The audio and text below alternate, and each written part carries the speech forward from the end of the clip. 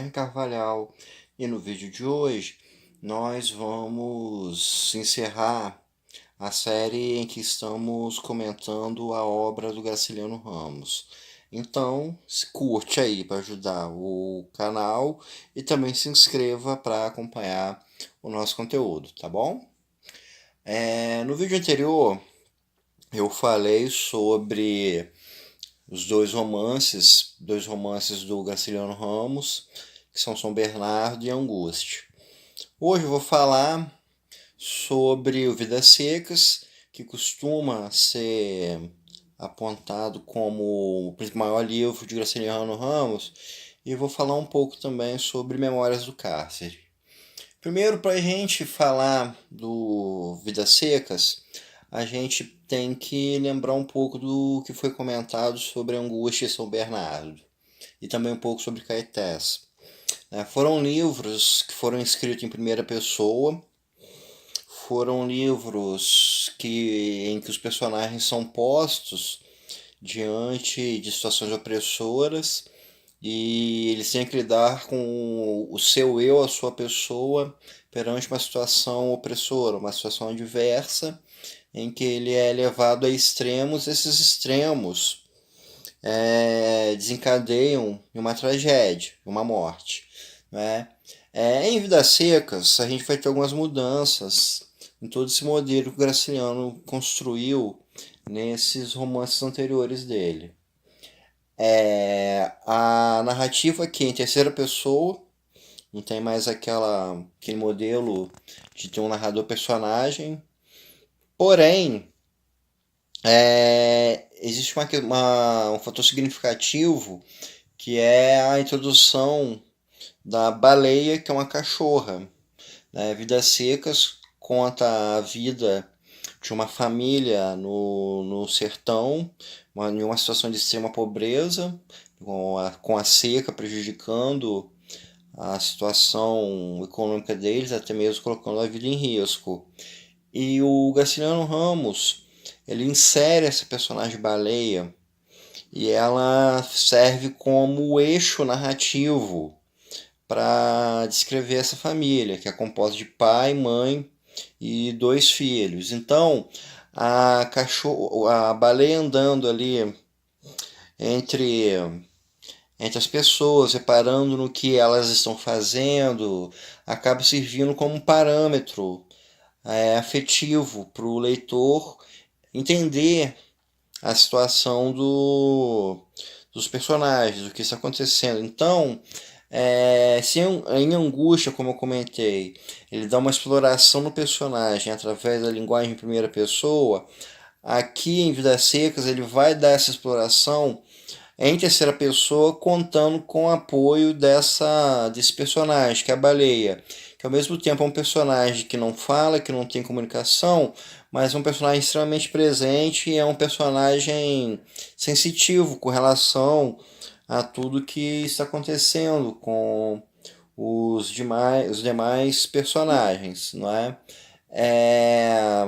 A gente tem o ambiente opressor, a situação opressora, principalmente na figura do Fabiano, que é o pai dessa família, né?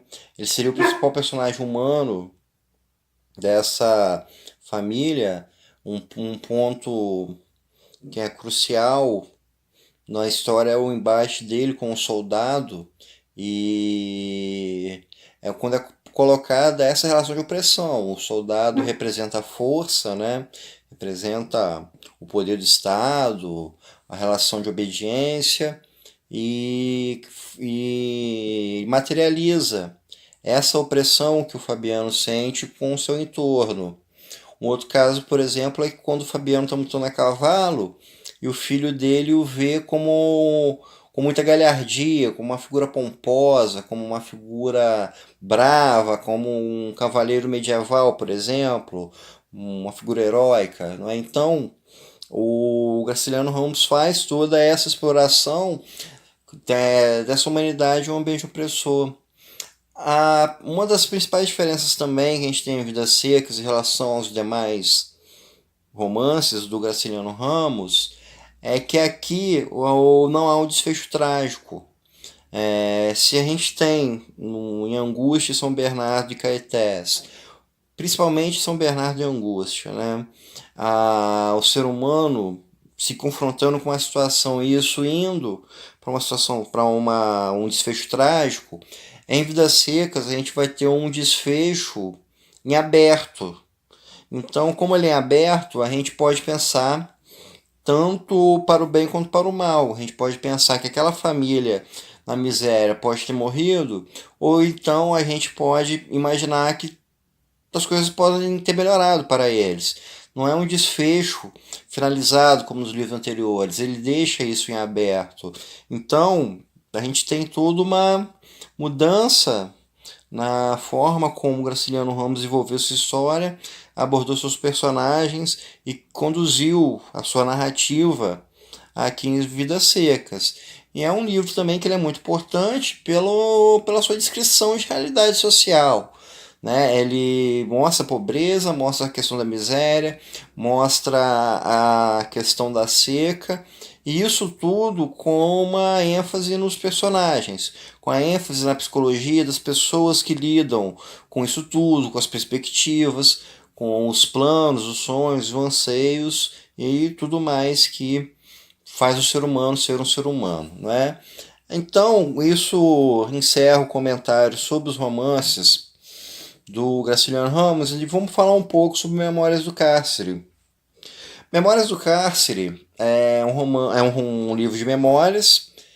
Ele pode se passar como um romance porque o Graciliano Ramos ele coloca o seu personagem anônimo. Ele não diz que foi ele, mas tudo leva a crer, tudo aponta que de fato foram experiências vivenciadas por ele quando ele foi preso, como preso político na ditadura de Getúlio Vargas. Ele passou por diversas unidades penitenciárias, lidou com diversas situações, de uma penitenciária mais branda até uma outra onde há detentos de um nível de periculosidade mais alta, não é? Com regras próprias, a parte sobre o moleque 4, que é um detento que obriga que coloca uma punição em um dos presos. O moleque 4 ele é uma espécie de manda-chuva na prisão, né? Ele é um dos presos.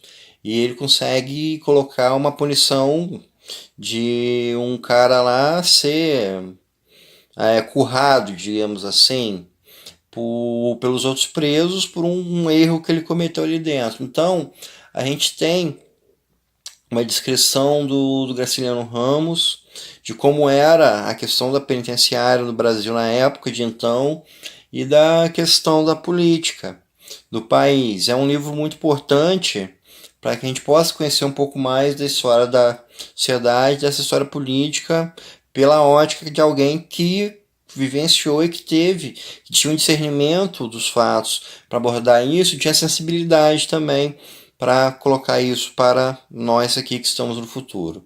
Então, pessoal, isso encerra esses comentários, essa discussão acerca do Graciliano Ramos, e espero que vocês tenham gostado do que foi aqui apresentado.